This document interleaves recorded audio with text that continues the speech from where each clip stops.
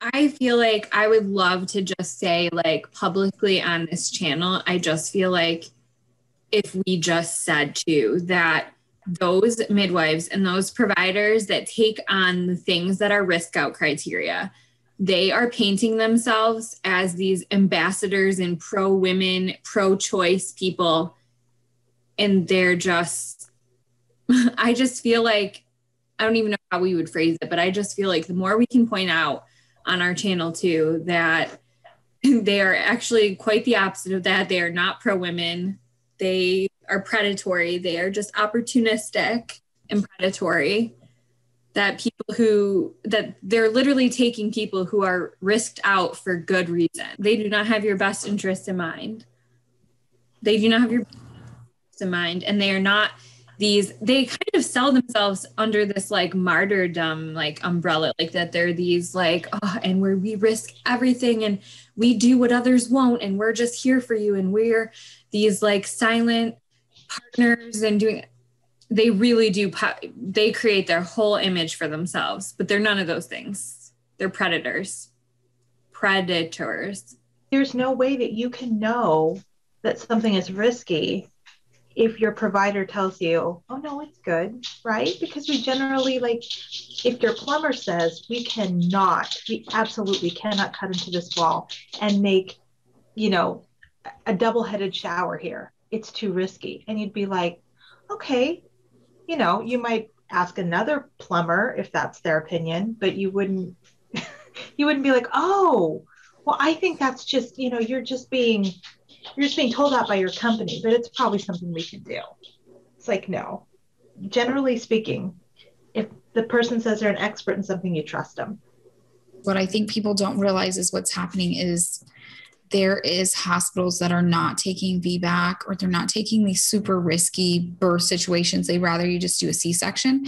And so families hear that. So a woman goes in, she's pregnant. She hears this and she thinks the doctor is not listening to her. She doesn't know why they're not taking, what I mean? Like, why can't I have a VBAC? Yeah, they're not being supportive. So then you go like where she's like trying to look it up. And of course, here's these midwives or doulas or these people making money saying like, hey, do it the natural way. And they're trying to say like, oh, they make money off from you. And you know what I mean? And like, you're all about money and like all this scammy stuff where they're like, no, doctors don't listen to you because they don't care about you, but I do. I care about you. Mm-hmm. So that's where this misinformation, this misguiding goes. And that really bothers me because I think people don't realize like people aren't making the choice like they think. Now there is some women that they know, like some women will post it all over their Facebook. Like they know the risk and they're super proud to be taking them and they're doing it at home. But those are very, very rare. They're super, super rare because a lot of the other ones, they just don't know. Yeah. A lot of us don't know. I definitely think that if people really did know the risk and they analyzed it for a moment, like if your midwife had been honest with you, Danielle, and said, well, midwifery is a wonderful choice for low risk, blah, blah, blah. In countries where midwifery is the standard, something like 30 to 40% of births are transferred to the hospital. And a lot of those are first-time parents. So, in England, I think, and in Australia, because our school nurse was a midwife, they did do home births there, but they did say, you have a bigger chance of transferring to a hospital if you're a first-time parent.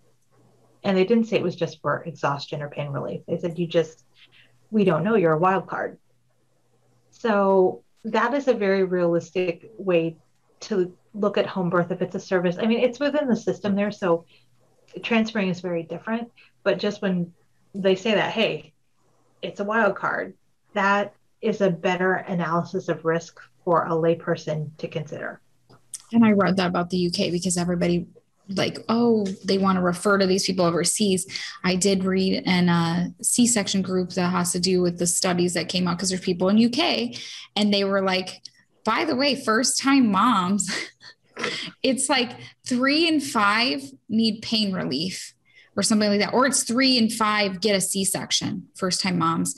And the other one is like 3 and 6 need pain relief. Like their statistics numbers are like really close to each other. So like my numbers are not correct right now as I tell you this. But when I seen the numbers and people were like, wow, people need to know this, because you don't realize, even being a first-time mom, you might be like, oh yeah, I'm not going to have a C-section. And then you put the C-section, because it's like almost like a flip of the coin, just because stuff happens. But yeah, there's a whole bunch of stuff. A lot of them end up getting induced. A lot of first-time mothers get induced. And I was kind of surprised, but then kind of not, just because I heard Dr. G and he was like, let me tell you the list of risks for out of hospital. And when he was like breech, VBAC, and the twins, he's like first-time moms. And a lot of people were like, and he's like, yes, first-time moms, we just don't know about. He's like, there's no history. We don't know. And he's like, and you never know what you're going to get. And it's just safer to be in the hospital. Even if you have the best, well-meaning, trained, educated midwife or whatever at home, stuff can still go wrong. And it just is not safe. Well, you can have great skills, but you need your equipment and you need a team. It's not just up to you to deliver care when it's healthcare. You're part of a team. And you just, you can't be, I don't know, that one person. And you have to be humble enough to know it. It's true. Yeah. Out of scope of practice. You know what I mean? Like just admit it. This is your lane, and things that go on the yeah, anything. It's not a variation. It is your lane. Yeah. I don't get to merge over. Well, yeah. I mean, think about that. Like you can create a head-on crash if you don't stay in your lane. Completely avoidable. It's true. Yesterday, I nearly got into a head-on, and all I was doing was minding my own business. I was turning, we're on a highway to get everywhere here. So it turns into 2 lanes further up, but then it also merges down to 1, right where I needed to be. And it's where the Central Services District office is. Pocket turn, just staying in my lane. Somebody refused to stay in theirs. I was turning, I was getting over, slowing down. I see something flashing towards me. So I jerk my car back up, slam on the gas, poor transmission. Person behind me almost had a heart attack, I can tell. Because someone wanted to drive in the pocket lane because it was available. It was a choice for them, but it was really unsafe for everyone else involved, and that they didn't think about. So, it's kind of like with someone who's choosing a home birth. Yeah, it might be great for you, but there's a baby, and that should be what you think about.